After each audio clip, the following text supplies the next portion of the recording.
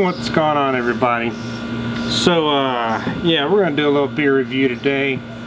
I'm here still in Houston for a couple more weeks anyways. Got our movers coming here real soon, but yeah, it's a hot one today. It's like I say it's hot, it's like 86 degrees, but with the humidity it feels like hell. And I got sunglasses on. It's a very bright day today. But anyways, to get into it, and also I want to talk about the Grainfather Sparge water heater too, and something I think I might use it for besides just Sparge water. But we've got here Houston's very own Buffalo Bayou Brewing Company's Rotundone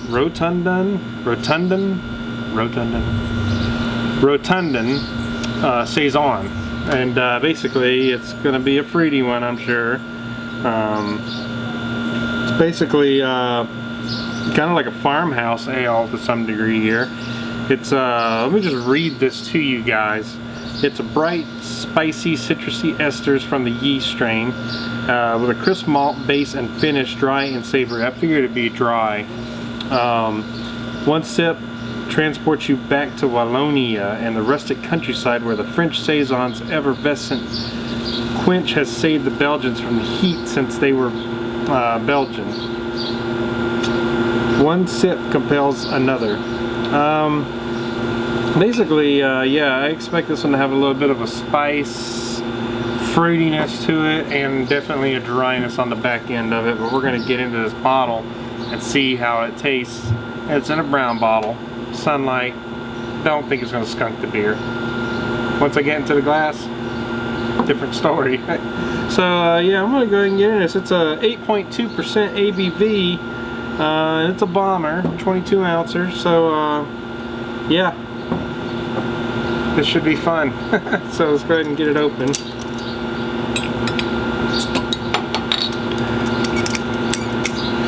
So let's do the pour.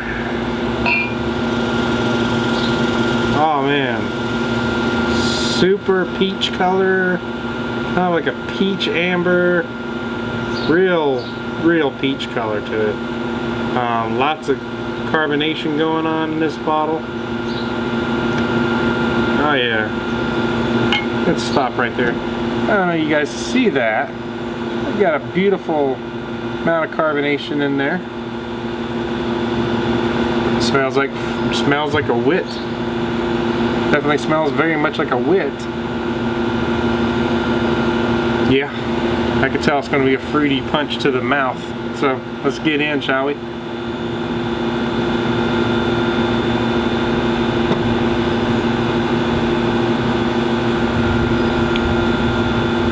Man, got to do this again.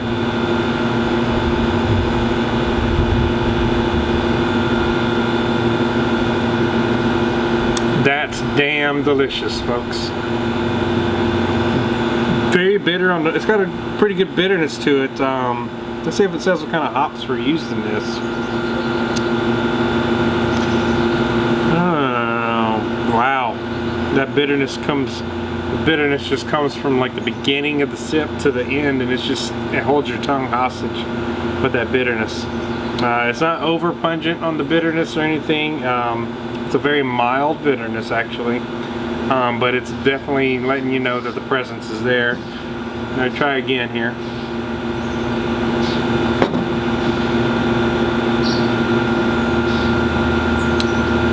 It's very fruity. Right across the tongue is just like chewing on a piece of juicy fruit gum kinda. It's very fruity, and not in a bad way, in a very good way. It's very sessionable. I mean, it says 8.2% ABV, but man, you could throw this thing back like nothing. It's a dangerous beer. The malt is light on it. Malt's not very heavy at all. It's very light. I can't believe it's an 8.2er. Like I said, a dangerous beer. 8.2. You'll throw 2 or 3 of these back fast. And when I say sessionable, I've had people critique me in the past. I know what a sessionable beer is. I know a sessionable beer is anything, you know, around the 4%, 5% ABV range. Anything beyond that is not very sessionable. But when I'm talking about sessionable, I'm not only talking about the ABV, I'm also talking about how easy it is to take this beer to a whole nother level and just chug it back. So, my opinion on this beer, this is honestly my first Saison. I'll tell you straight up. And I could definitely see myself making and drinking more of these.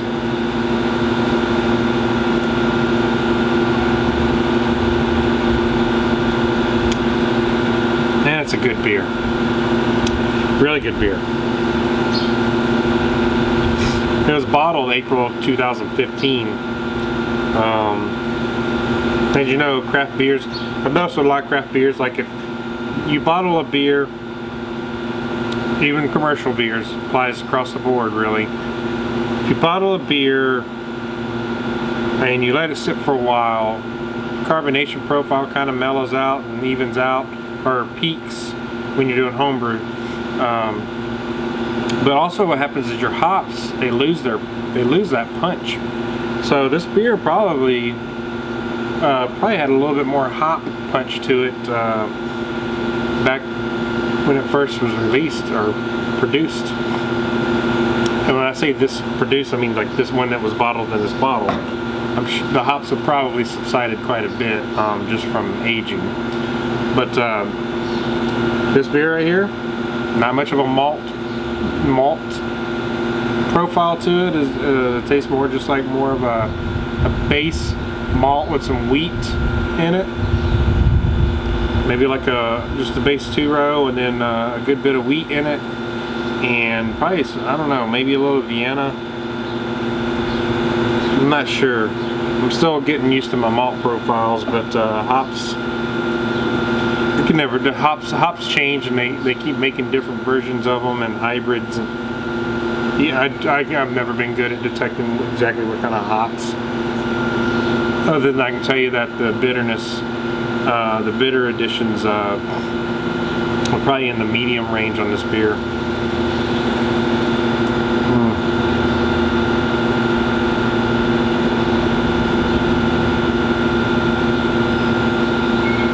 That fruit profile, it's kind of like kind of mango-y, pineapple-y. Yeah, it's peach, even like a little bit of that peach flavor in it. I would say it's very citrusy. It's got a very strong grapefruit, pineapple, mango thing going on with it, but it's really good. Okay, on to one other thing. I was thinking about, you know, when I move into my apartment, yeah, I'm going to be living in an apartment for about 3 or 4 months while my home is constructed, and then I'll move my house, and then I'll get back to doing my regular videos, my good barbecuing and all that, and brewing. But I was thinking, like, I got the Grainfather Sparge water heater, as y'all may have seen in my previous video with the upgrades.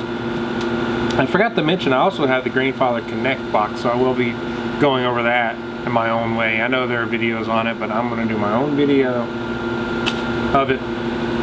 But I was thinking, the Sparge water heater, and I'll show you a clip here in a second. The Sparge water heater,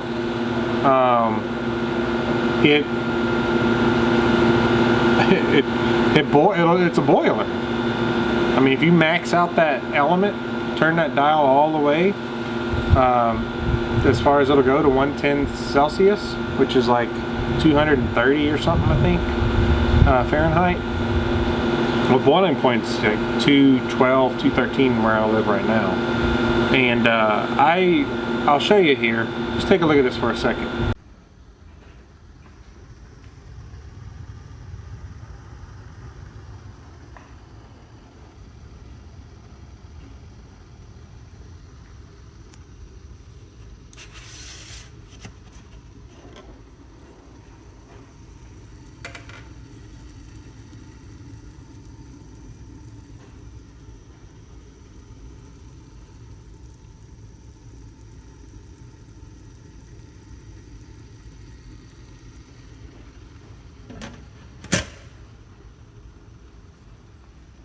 Okay, as you saw in that clip, that thing will boil. So I was thinking, if I wanted to, and I may do a brew video in my apartment. We'll see. That'll be a brew in a bag though. But I can brew in that Sparge water heater, and you know, I might have to top it up with some water, and I'm not using the water out in Midland. Parts per million is 900s on contaminants. The water's just not very good out there. I mean, it's a lot of surface water and stuff that they reuse. I mean, the places, they get like 13 inches of rain for the year out there. I'm gonna try and have a backyard, but my whole front yard is gonna be rock. But not to go into the weeds on that, but just to give you an idea, that I'll be using like filtered water or something to do my beers, and add additives to them and all to get the profile right. But yeah, that thing boils, and I can like just brew in that and just put my Grainfather itself away for a while. I can just do extract brewing in it, or I can do brew in a bag.